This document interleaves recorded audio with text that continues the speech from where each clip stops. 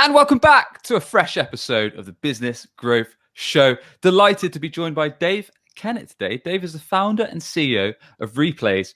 Replayz consists of a team of the world's top sales coaches who listen to Gong and Chorus calls for tech companies and give live and recorded video feedback. Dave, a very warm welcome, sir. How are you doing? I'm doing great, Sam. Thank you. I love the energy, man. It's contagious.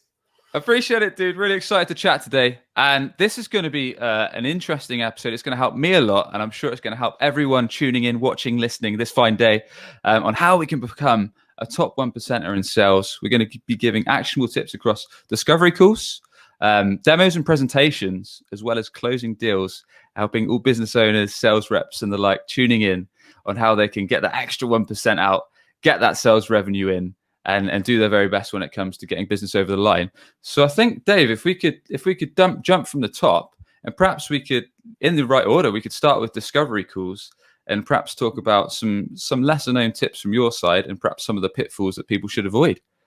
Absolutely. Yeah, I think people talk about the importance of closing all the time. And we get asked at Replayz very frequently, our coaches, what are the best reps consistently do better than everyone else? And they assume often that it's closing strong. And of course, closing is important, but it's really discovery, in our opinion, is those reps and those business owners who are taking the time to really explore their prospects' needs and truly understanding the current scenario they're in, the impact of what we call status quo, or kind of what a day in the life is today, and really understand that is where it all starts. And when that gets missed, it very significantly hampers the chance that the sales rep's going to actually close the deal. Yeah. Something. I mean, back when I started in sales, when I was junior sales rep, I do remember, just like you said then, Dave, that I always thought closing was the most important thing. And it was so important. No matter who you talk to, you had to get the business over the line. You had to get them signed and you had to get them paid. When, like you say, over the years, I've come to realize, just like you mentioned then, that discovery is very, very important for all those things you said, for identifying, firstly, if this customer's even going to be, or this prospect's even going to be a good fit for both us and us to them. Yep. Before you start wasting all your time on these follow-ups, there's the things that come later on in the sales funnel, like trying to do your presentation, your demo, trying to get the deal over the line. So it's so crucial and so paramount that you get discovery right, like you mentioned. So yeah, you talked about understanding their current scenario, understanding the impact of the status quo. Are there some crucial elements, in your opinion, Dave, that make up an awesome or an epic discovery call that should never be missed? Well, I think there's a few things. Number one, we find that reps over time, myself included, I've been selling for years, tend to get lazy. And we jump into something thinking, I've done this discovery a million times, I'm good. What happens is we see some of the newer sales reps who are eager, who have been very thoughtful and intentional about their discovery questions. They have them written down. And they actually, the newer reps sometimes do a better job of discovery than the seasoned reps because of the laziness that jumps in. So number one would be, I think, before you jump in a call, be very intentional about what it is you want to achieve in that call, what it is you want to understand about that prospect, about their organization, and take all the learnings you've got from your previous discoveries and iterate, right? Take what worked in terms of really what questions were most impactful at understanding that person's need, that person's pain points, the organization's pain points. So that would be number one. I know it sounds like table stakes. You would assume it is, but it gets missed a lot. Sure. So it's interesting you should raise that. Actually, we had a inquiry that came in through Web Choice for someone that needed digital marketing help earlier, and I actually can relate to that quite a lot because I almost missed some of the crucial questions just because, like you said, Dave, we're so used to asking these set of discovery questions that we use to actually qualify someone if they're a good fit to do business with us, whether it's asking what they're doing right now, where they want to get to, their timelines, who's involved in the process, what they want to get out of it, where they want to get to in a year's time with it. All these kind of crucial questions get to understand their current state and their desired state and all that good stuff. And just forgot some of the key elements. And I'm thinking, I need to list some of this stuff out again so I don't miss it. So is that something we should do, you think, Dave? Kind of have this list in front of us, or is it a bit too generic to have those lists? Well, a couple of things. Number one, we never want to make it seem like we're reading off a list. And if we do, it's not the end of the world, right? I mean, if I am putting myself in the shoes of a buyer and there's a sales rep reading off a list of questions, I'm not sure I'd be that upset. It's kind of like when you're at the restaurant and the server doesn't write down your order and you're like, oh, I know they're going to screw something up here, versus when they are being a little bit more methodical about their approach. So no, I think it's fine. Having said that, we definitely want to get to a state where it feels more natural, so that the sales rep is really just glancing down, referring potentially to a list, going, okay, yeah, I covered that off. And then after that, I think it's about staying present, right? It's about what we see is reps will take that list advice and they'll be like, okay, check, and then they'll actually forget to listen. And they'll miss valuable things. Some of the best sort of nuggets are uncovered through follow-up questions. And I know, for the folks listening, that's not groundbreaking news, but it is the basics that get missed a lot of the time. So reminding yourself to stay present. And if they answer in a certain way, just asking those solid open probe follow-up questions like, okay, interesting that you said that. Help me understand how that's impacted your business. Or, okay, understanding that, like, just tell me a little bit more about what that meant to your customer experience. And so it's in those questions that we usually are able to go down a path to really understand what it is we need to know to tailor the right solution. And you just don't want your competitor to be better at that than you. Yeah, and I guess it's giving your prospective customer a feeling that you really care about what they're trying to do. So you're asking these thoughtful questions that are actually, rather than just, like you say, reading off a list and just doing question 1, question 2, question 3 until you get to the end of the 10-15-minute call. You're actually really asking deeper, getting to a deeper level on where they want to get to with this and why they want to do it. So for one, shows you care. And secondly, I guess, gives you a bit more trust because you actually know what you're talking about. You're trying to help them out, right? Well, it really does. And, to that end, we get asked all the time, well, how do I make this not just sound like I'm playing 20 questions, like on the Inquisition stand somehow? And that's a very relevant question, because at Replayz, we review discovery calls all the time. And we do see how it sounds a little bit robotic sometimes and impersonal. And, I think that on authenticity of actually caring about your customer's business, we look at we get to see what the top reps are consistently doing, and they are naturally curious, right? They're not just asking a question for the sake of asking a question. They're leaning in, their intonation, everything about their body language and the follow-up questions really indicates, hey, I'm interested in this person and I'm interested in helping them. For better or for worse, maybe we determine it's a perfectly fine outcome of a discovery to be, hey, there might not be a fit here, but we certainly need to go through the questions to do that. So, a few of the tips we recommend to make it not feel like you're playing 20 questions is, weave in some natural conversational style things like, use customer stories. This is another thing that is underutilized, and the social proof of referencing a customer story is just so important. And often we'll see reps say, oh yeah, you know what, we have a great case study, I'm going to email it to you. We're like, hey, you're the sales rep who's paid because you're a great communicator and a fantastic listener. They're not going to open the white paper you send them, right? They might not even watch the video you send them. Higher likelihood they'll watch the video than read the white paper, but just tell them the story and, do it in under a minute and be ROI focused in your story to help demonstrate how you've helped a current customer achieve the things that you're hearing your prospect might need help with. So, we get asked, like, is discovery really the right place for a customer story? Absolutely it is. If it's done in a way that doesn't detract from the conversation or take us too far, off the path. But if as we're going through our discovery and the prospect says, well, I understand that, but I just really, maybe they just display skepticism, or like, I just really don't feel like you're in my, actually in our market vertical, in our space. And well, that's a perfect opportunity to validate what they said. Oh, I hear what you're saying. In fact, we hear that a lot, but it's probably because we're not doing a good enough job letting the market know that we are a solid player in your space. In fact, let me give you a couple examples. Are you familiar with XYZ company? Yeah. Oh, okay. Well, they're a happy customer. And in fact, they had the same issue that you are articulating to me when they approached us. And what we're able to help them with is da da da da da da. So customer stories. And I think that the other thing I would say is, if you feel like there's question fatigue, and a great way to pick up on that isn't just intonation, it's using video. We still get reps like surprisingly saying, no, video doesn't work for me, or my prospect doesn't want to use video, what have you.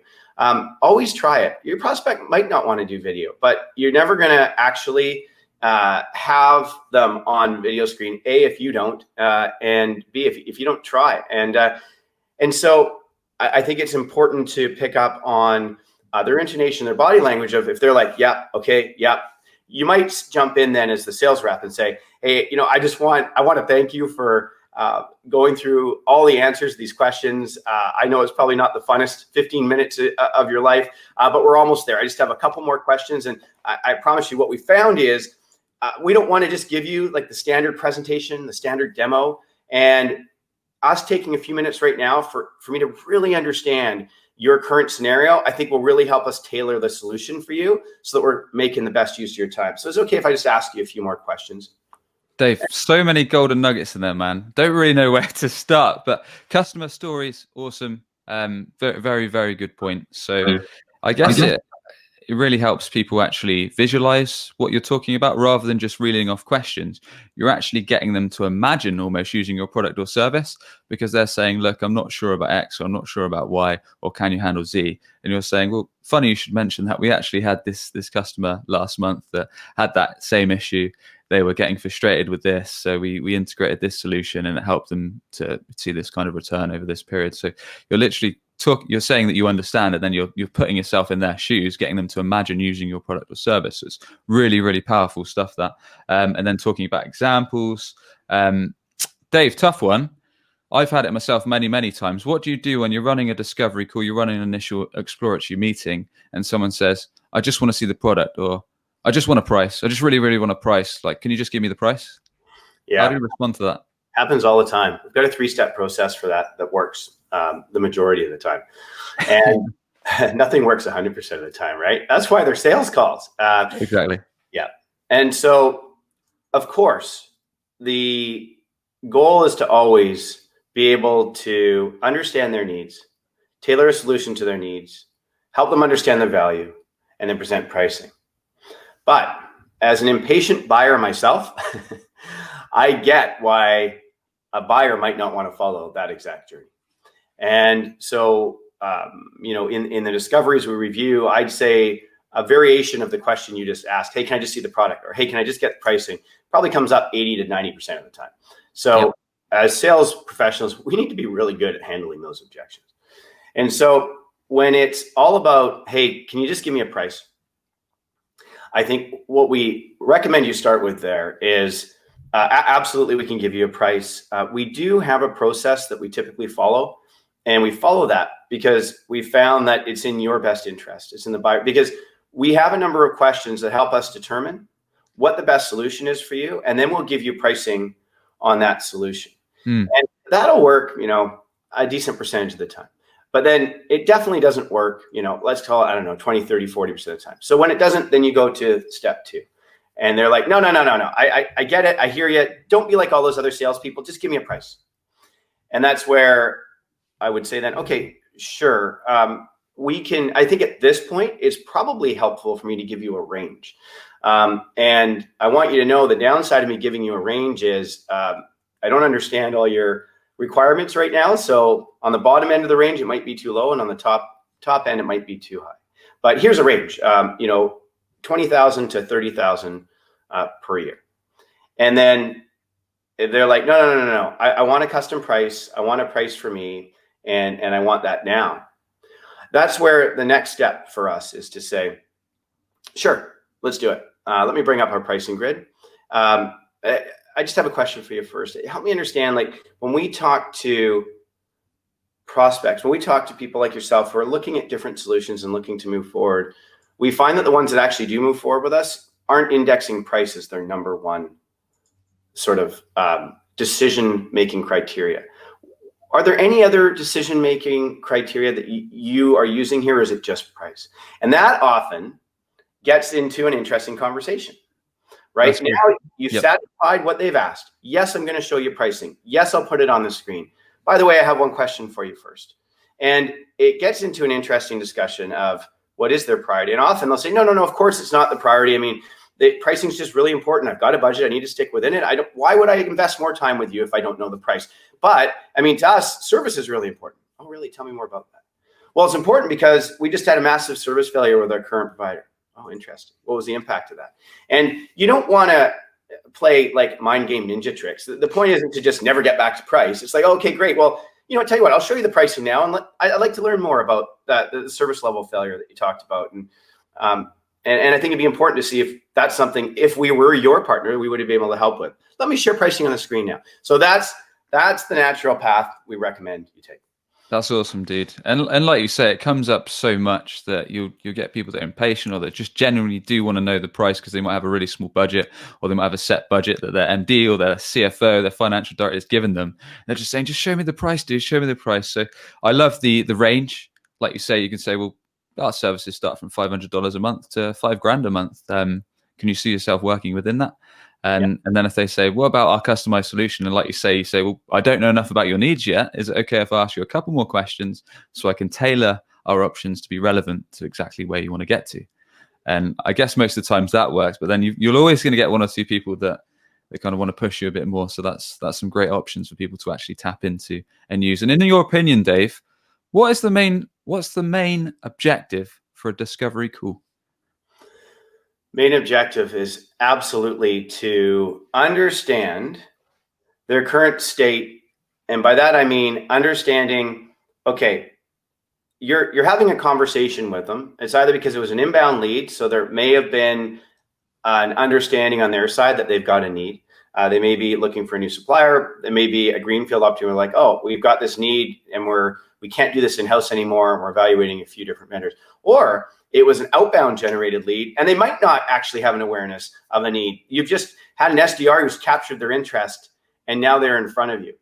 And those motions are different motions. The conversation, the framework of those initial meetings are different because you've got a different mindset of two different buyer scenarios. One who knows that they have an awareness that they want something, and another one might not have an awareness that they want something. So the answer is slightly different for each one.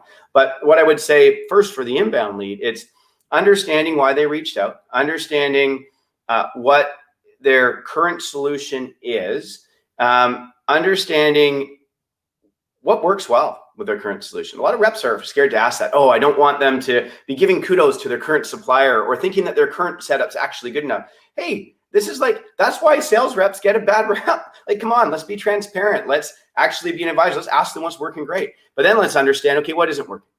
And then we want to understand a lot about what the impact of that is. Oh, okay, so you had a service failure. What was the impact? Well, we got a 2-star rating on Google from like 30 different customers. Oh, wow. And what was did you lose any customers? Well, yeah, no, we lost 8 customers. What was the impact of that? Well, probably $100,000 just this month. Oh, really? Wow. Okay. And then, imagine if we hadn't asked all those questions and we're just like, and look at this whiz band thing. I'm going to share my screen, see what we do here and look at this drop down. Isn't that neat? It's like, man, we lost an opportunity there to understand exactly where this customer is having challenges. And this ties back to closing later. How can you effectively close a prospect if you don't understand what's keeping them up at night?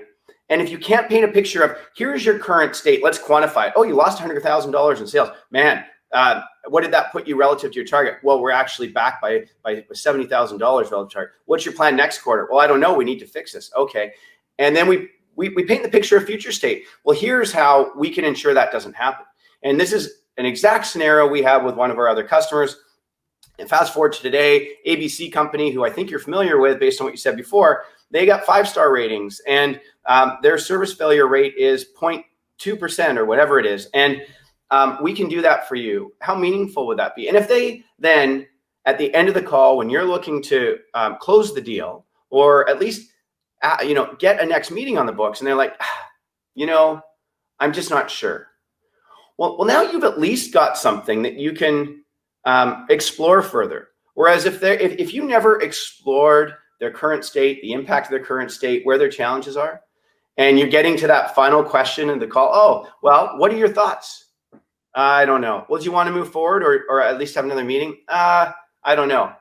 Then all you've got to say as a rep is, well, didn't you like that little drop down I showed you and how it clicks to the right and the little radio button? That's not sales, right? That's like just doing a live webinar training session. Yeah, I'm going to frustrate a lot of people when I say this, Dave. And what you said there, I've got a lot of time for really understanding their goals. And like you said, I think, correct if I'm wrong, but a lot of this comes down to being genuinely curious as to where your prospective client wants to go. And like you say, understanding the current state, where they want to get to with it, and just asking what the impact is of the current situation. And if it's really a problem you can fix, if it's worth fixing, if they've got the budget to fix it, if they actually want to fix it, if they want to get it done, or if they're just fishing around or just messing around with you. This is probably going to be a 2 or 3 part podcast, I think, dude, because we're not even on with discovery, which is fine by me. So moving things forward, we've, and again, a great point on understanding if it's an inbound lead or an outbound lead and tackling that appropriately and understanding where their head's at and where they want to be with this. So moving this forwards, so we've nailed down the discovery. We've gone through all these points and we've booked in a demo. Sorry, going back to my controversial point before, I've just lost my train of thought. But that was going back to when you say you're doing a demo, you're perhaps jumping in and showing people all these gizmos without really having an understanding of their goals and objectives. So that's why I question where some websites, for example, say book a demo with us. And it's like, well, you're requesting to book a demo, but how can you show a demo when you haven't done discovery? So I sometimes find that misleading. And I know on our site, for example, we've got something like request a free quote. So the first stage is always discovery. So it's a similar kind of thing, but it's just something to think about for businesses out there. It really is. And I don't think that's, I don't know if it's, I think it's a question worth asking if you're in the marketing department. And, because I do think it depends who you're going after. If it's what I call the power users, right? The folks that are using it, they probably want a demo. If it's more the C-suite and the people above the power line, those are the ones that are more interested in the value. And so I would A/B test something like that for my product, I think. Yeah, I guess it all depends on, like you say, the scale of the product you're offering, the price point, how much complexity there is to it. So there's so many different factors that come into play on those kind of things. Yeah, there are. If you're wanting to do the bottom-up approach where you want the users to rave about it and then get budget, great. Top-down approach is always better if we can do it. And that's who I want my messaging to be for. But I can see the merit of both. It really depends, like you say, on price point, on the product. But I'm, now I'm out of my lane. Sales is my lane, not marketing. Let's get back to sales, dude. Right, moving forward, we've nailed the discovery. We've decided that they're a good fit and that the prospect's happy to book in a demo or a presentation call, depending on the product or service we offer. So we've booked in the Zoom call, the Skype call. We've got our fancy slides prepared, and we're ready to jump right in and wow the client with our amazing offering. And we want to get that deal over the line. So perhaps you can run through, Dave, some key things we need to think about when we're doing our presentations and how we can make sure they go smoothly. Yeah, the first thing is always tie the presentation to what you learned in the discovery. So you've got 5 things you could show a prospect, and you, through your discovery, understood that 2 of those 5 things are just super important to your prospect. That's where you want to spend 80% of the time, is on those 2 things. And what we see all too often is a rep already has a preconceived notion of what they want their presentation to look like. And if you were to watch 20 presentations, regardless of how the discovery went or what was said there, those 20 presentations look the same. And that's just certainly not where we want to be. We want it to be customized to, imagine if you went to buy a shoe, right? And just to make it a real basic, analogy, you walk into a store to buy a shoe and you've got, a huge pronation on one of your feet and you're always pronating in and you need a special shoe for that. And the person who's like the shoe salesperson is like, has this pitch in their head, like, we've got these 3 shoes and they're on sale. Which one do you want? And I'm like, well, I've got this price. Yeah, but these 2 are on. It's like, man, can you imagine? And we see the equivalent of that happening all the time in sales. So the first thing is really tie the valuable time you've got with this prospect, tie it to what you just learned in your sales. Makes sense, right? So yeah, really customize that demo rather than just doing the generic offering. Actually relate it back to, I guess, the goals and objectives that you discussed and their pain points, making sure you get those across. Should we try and keep them quite brief, do you think, Dave, in terms of what we put across? Is there like a sweet spot without going on kind of slides and slides of, you had this problem, you had that problem, that was causing this issue, this was the impact, blah, blah, blah, blah, blah, blah. Should we quite keep it to the point so we're not sending them to sleep and I think we can move on with things? I think there's no one answer. I think it's good to have that mental model in your mind, like, hey, how should I customize my time with this person so that I make it most effective? But I think it depends on where they're at in the buyer journey. The old adage of, once they say yes, like, stop selling. So we've all had that scenario where we, probably more in a transactional motion sale, not an enterprise fit sale, although it does happen sometimes, but where they're like, yeah, I think I'm good to move forward. And you're like, but I haven't shown you the presentation yet. You do always want to wonder, hey, is that a ticking time bomb for churn if they don't truly understand what you're selling? But I think a few of the overarching best practices for a framework for the presentation portion of your discussion. I think number 1, come up for air. Like, every minute and a half, have a meaningful check-in with your prospect. Where we see all the time is sales reps like talking for literally 5 to 8 minutes without taking a breath. And I don't know about you, if I'm on the buyer side, I've checked out. I'm on my Slack, and so we often hear, makes sense, any questions? And the automatic response 90% of the time is, yeah, makes sense. Yeah, good. And then they talk for another 5 to 8 minutes. So it's about really checking in, be like, based on what I just showed you here, I'd really like to understand, how would that impact your sales org based on what you told me earlier on their need to have a higher level of outreach?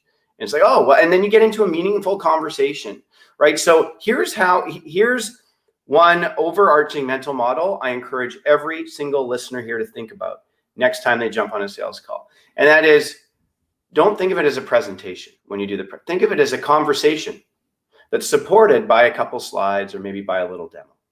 If too often we think demo, we need to sit there, wind ourselves up and talk for half an hour. And and we just see that all the time. It's actually a conversation, right? A two-way conversation supported by a presentation. And I think, if you've got something, if you've got a software, for example, you can demo the demos really well, do that instead of showing slides. If you have to show slides, sure, do it, but don't bore them to death. Teach them something. Here's another overarching theme is you want to educate, because you have the benefit of, as a sales professional, if you're selling to, I don't know, VP marketing, you've probably talked to 50 VPs of marketing in the last quarter, maybe the last 6 months. Whereas that VP of marketing you're talking to hasn't talked to 50, most likely. And they definitely haven't had a 20-minute discovery call with 49 other VPs of marketing. So you've got some resident knowledge in your head that's very valuable. And everyone in their role wants to know what someone else is doing in their role, in their industry. What are their colleagues doing? What are the best practices? Well, guess what? You hold some pretty valuable data there. So make your goal to be, when I leave this, when the prospect walks away from this call, I want them to feel like they learned so much they actually would have paid for that call. So educate them. That's a nice way to look at it, and completely agree on the conversation part of things. I mean, I've sat on plenty of demos or presentations myself where, like you say, the sales rep's not come up for air. They've spoke for 8-10 minutes straight, and then you've switched off after 2 minutes because they've just rambled on about their product or service, had no interest in whether it's even of interest or useful to you. And you've literally switched off because it's not a conversation anymore. It's just them talking at a screen or right. whatever they're talking at, maybe their webcam. Dave, do you have a set framework that you use or that you recommend for presentations? I.e., step 1 is go through your goals and objectives that we discussed on the discovery call, or maybe even before that. Maybe, for example, setting an agenda at the start of the call, saying that we've got X amount of time that we laid out we agreed we're going to take 30 minutes for this call. Then we're going to go through the goals and objectives. Then we're going to go through how our solution attacks this. We'll then go through commercials, and then we'll spend some time to discuss next steps. Have you got like a loose framework that you recommend, or is it got to be quite customized depending on what your prospective customer needs? Well, we've got this unique perspective, thankfully, that we review calls for a living. That's what our team of Replayz coaches do day in, day out. So we've watched hundreds and hundreds of discovery calls, demos, closing calls, proposal calls at each market segment stage, from our customers at IBM, where deal size is millions of dollars, to a Vidyard, where it could be transactional, a 4 to 6K deal, or it could be an enterprise fit deal that's higher up the value chain. And through this, and through having access to the win rate data of all of our customers, we actually have developed our Replayz 100 best practices. So our whole company is actually geared around that framework. And, of course, we gray out certain best practices if you're selling a $1 million deal versus a $3,000 deal. And then there's certain best practices that are table stakes no matter what. Building rapport, introductions, 3-step process to an agenda, always incorporate a customer story with this 3-step framework. So yeah, we very much have a framework. You and I would need a bit more time to go through it, but yeah, very much so. People, talk tracks are fine, but it's a framework and a process that will help a sales rep successfully navigate through any sales situation.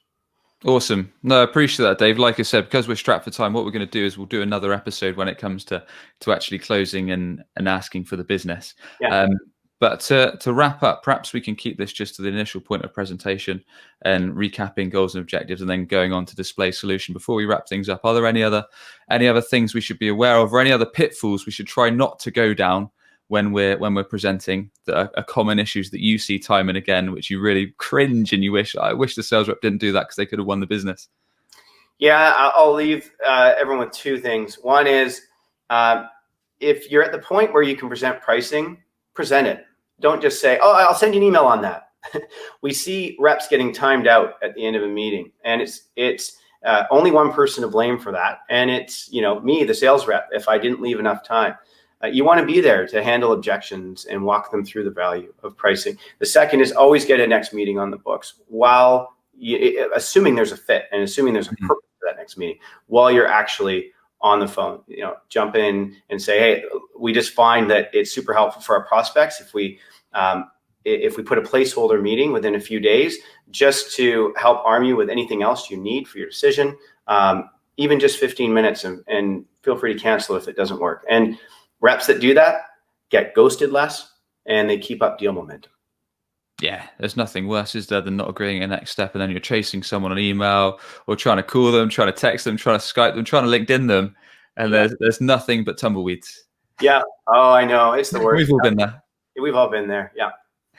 Dave, look, really appreciate it, man. Thoroughly enjoyed the chat today. We've covered some great ground. Like I said, we'll bring you back for that framework for awesome demos and presentations, and actually how we can close deals and get more business over the line.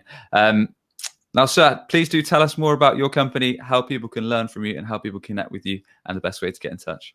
Sure. Thanks, Sam. This has been awesome. Thanks a lot for having me. I just love having these kind of conversations with people that enjoy having these conversations. So yeah, if, for those listening who have found any of these tips valuable, they're simply our Replayz best practices. So there's a few ways to access those. One is through replayzmasterclass.com. It's 92 videos on walking through our best practices. So replayzmasterclass.com, and then our core business, replayz.com, which is, we do call reviews for some of the highest growth organizations in the world, and small to large, where we just simply review calls, because sales leaders, unfortunately, myself included, don't always have time to do that, and it's important to keep that up. And then finally, we've got Replayz Live, which is American Idol for sales. It just launched. It's Thursdays at noon. You go to replayzlive.com, and you can hear judges like Scott Leash, Josh Braun, Sam McKenna, Scott Barker, myself, and actually listen to a 30-minute pitch, real live pitch by account executives of companies like Outreach and Vidyard.